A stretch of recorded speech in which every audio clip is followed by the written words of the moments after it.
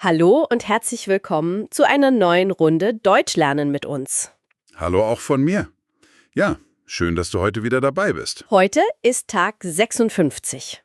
Wahnsinn, wie die Zeit vergeht. Wir lernen jeden Tag 15 neue Wörter. Das ist wirklich super.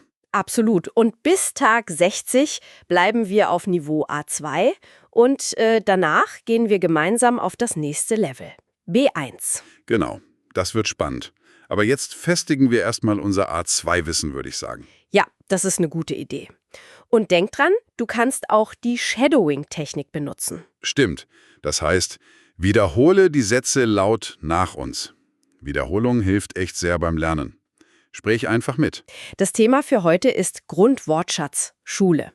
Also speziell für Deutschlernende auf Niveau A2. Wir helfen dir, 15 wichtige Wörter zu verstehen und anzuwenden. Wörter, die du bestimmt oft hörst, im Alltag oder im Deutschkurs. Und wenn wir dann alle 15 Wörter richtig gut und klar erklärt haben, erzählen wir euch am Ende noch eine kleine Alltagsgeschichte. Ja, so siehst du, wie die Wörter zusammen funktionieren. Also, bleib unbedingt bis zum Ende dabei. Okay, fangen wir direkt an. Das erste Wort, das ist ein Nomen. Es beschreibt eine Person in der Schule. Ah, da meinst du sicher der Schüler.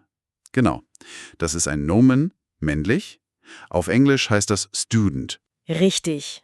Ein einfacher Satz wäre zum Beispiel, der Schüler geht jeden Tag zur Schule.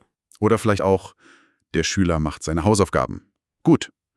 Wer gehört denn noch unbedingt zur Schule dazu? Ja, natürlich die Person, die unterrichtet. Die Lehrerin. Das ist auch ein Nomen, aber weiblich. Auf Englisch Female Teacher. Klar. Ein Beispiel dafür. Die Lehrerin erklärt die Grammatik.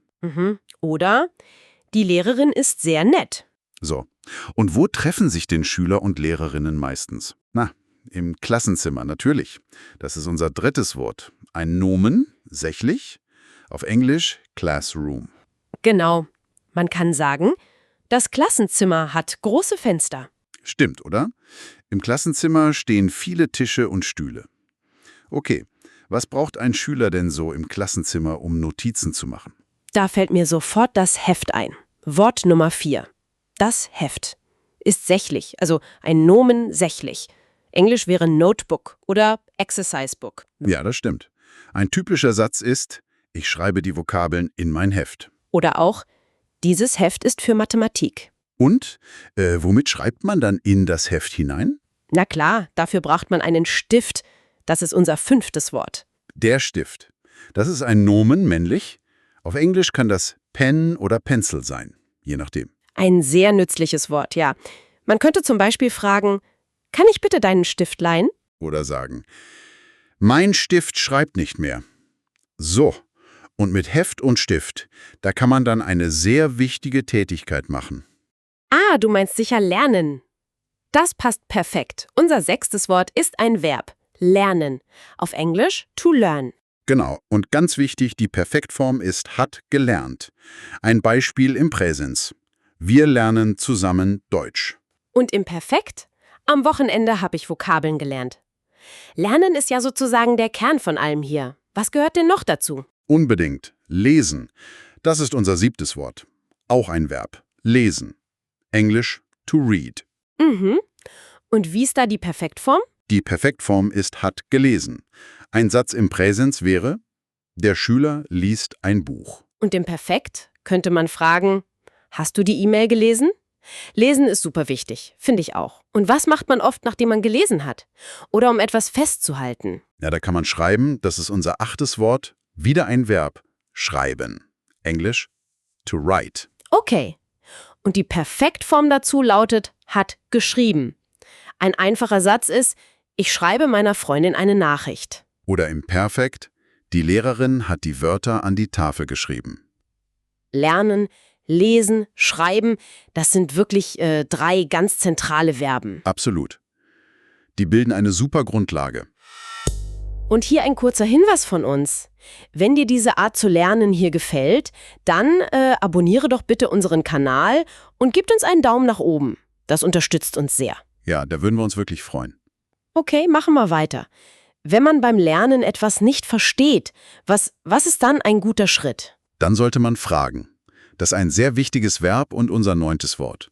Fragen. Auf Englisch to ask. Und die Perfektform ist hat gefragt. Man kann zum Beispiel sagen, du kannst mich jederzeit fragen, wenn etwas unklar ist. Ja, das ist ein gutes Angebot. Oder im Perfekt, der Schüler hat den Lehrer etwas gefragt. Fragen ist ja keine Schande, im Gegenteil. Es zeigt Interesse. Stimmt, genau. Und auf eine Frage erwartet man dann normalerweise? Eine Antwort. Oder eben das passende Verb. Antworten. Das ist Wort Nummer 10. Antworten. Auf Englisch to answer. Gut. Die Perfektform ist hat geantwortet. Zum Beispiel, bitte antworte auf meine Frage. Oder im Perfekt. Er hat noch nicht auf die E-Mail geantwortet. Ja, Fragen und Antworten, die gehören einfach zusammen. Wie 2 Seiten einer Medaille sozusagen. Okay, jetzt hatten wir eine Reihe von Verben. Lass uns doch mal zu einigen Adjektiven übergehen. Solche, die Schüler oder Lernprozesse beschreiben können. Ja, gute Idee. Adjektive machen die Sprache einfach lebendiger. Fangen wir an mit klug. Das ist unser 11. Wort, ein Adjektiv. Englisch heißt das smart oder intelligent. Man kann sagen, das ist eine kluge Idee. Oder auch, sie ist ein sehr kluges Mädchen. Ja, kluge Leute sind ja oft auch.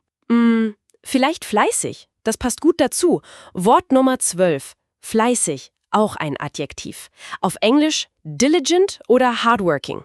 Genau das meine ich. Ein Beispielsatz wäre, fleißige Studenten bestehen die Prüfung. Oder er lernt sehr fleißig für den Test. Ja, Fleiß zahlt sich meistens aus. Das finde ich auch. Okay, wir nähern uns dem Ende unserer Liste. Noch 3 letzte Wörter für heute. Das nächste Adjektiv ist super häufig. Neu. Wort Nummer 13. Neu. Auf Englisch new. Stimmt, das braucht man wirklich ständig. Zum Beispiel, ich habe ein neues Handy gekauft. Oder eben bezogen auf die Schule. Wir haben eine neue Lehrerin in Deutsch. Neu ist wirklich ein Allrounder. Absolut. Dann kommen wir zum vorletzten Wort. Das beschreibt, wie relevant etwas ist. Wichtig. Das ist Wort Nummer 14. Wieder ein Adjektiv. Auf Englisch. Important. Ein sehr, sehr passendes Wort für unsere Lernreise hier. Ein Beispiel: Es ist wichtig, regelmäßig zu üben. Oder? Die Lehrerin hat eine wichtige Information gegeben. Man sollte wichtige Dinge eben nicht vergessen. Definitiv nicht. Und unser allerletztes Wort für heute ist einfach. Nummer 15. Einfach. Auch ein Adjektiv. Auf Englisch easy oder simple. Ja, manchmal sind Dinge ja zum Glück einfach. Zum Beispiel, diese Übung ist sehr einfach. Oder als Gegensatz. Die Grammatik ist nicht immer einfach, aber machbar. Also es beschreibt einen Schwierigkeitsgrad. Genau. Und damit haben wir unsere 15 Wörter für heute geschafft. Das war doch gar nicht so schwer, oder? Finde ich auch nicht. Super. Lass uns die Wörter noch mal ganz kurz wiederholen. Der Schüler, die Lehrerin, das Klassenzimmer, das Heft, der Stift. Lernen, lesen, schreiben, fragen, antworten, klug, fleißig, neu, wichtig und einfach. Perfekte Zusammenfassung. Jetzt sind die Wörter hoffentlich ein bisschen klarer für dich. Prima. Das waren also unsere 15 Wörter zum Thema Schule. Und jetzt hör gut zu, wir erzählen nämlich eine kleine Geschichte, in der alle diese Wörter vorkommen. Genau. Versuch mal, die Wörter in der Geschichte zu erkennen. Okay, los geht's. Es gibt einen neuen Schüler in der Klasse 3b. Sein Name ist Ben. Das Klassenzimmer ist freundlich und hell, mit vielen Bildern an der Wand. Die Lehrerin, Frau Möller, begrüßt Ben herzlich. Ben ist ein bisschen nervös, aber er ist auch sehr fleißig und möchte schnell Deutsch lernen. Er packt sein neues Heft und seinen Lieblingsstift aus. Zuerst sollen alle Kinder einen kurzen Text lesen. Ben liest langsam, aber er ist klug und versteht schon ziemlich viel. Danach sollen sie etwas schreiben. Ben schreibt seinen Namen und ein paar Sätze über seine Familie in sein Heft. Manchmal hat er eine Frage. Frau Müller sagt immer, es ist wichtig zu fragen, wenn man etwas nicht weiß. Also hebt Ben die Hand und fragt nach einem Wort. Die Lehrerin antwortet ihm geduldig und erklärt es. Sie sagt, keine Sorge, manche Dinge sind nicht einfach, aber du machst das toll. Ben lächelt. Er findet das Lernen hier gut. Das war unsere Geschichte. Hast du alle Wörter wiedererkannt? Es waren wirklich alle 15 Wörter drin. Bestimmt hast du sie gefunden. Die Geschichte zeigt doch schön, wie die Wörter so im Zusammenhang benutzt werden. Und jetzt bist du dran. Genau. Schreibt doch bitte eure Sätze mit diesen Wörtern unten in die Kommentare. Übung ist wirklich der beste Weg, um die Wörter zu festigen. Und abonniert den Kanal. Und wenn euch diese Folge gefallen hat, gebt uns gern einen Daumen nach oben. Das hilft uns wirklich und motiviert uns weiterzumachen. Und vergesst nicht, das Thema von morgen ist auch ein sehr spannendes Thema. Kultur und Musik. Oh ja, das wird interessant. Da sprechen wir über wichtige Wörter rund um Kunst, Konzerte und Kreativität. Also bleib unbedingt dabei. Wir freuen uns schon sehr darauf. Für heute sagen wir aber Tschüss. Bis morgen, mach's gut und lern fleißig weiter. Tschüss.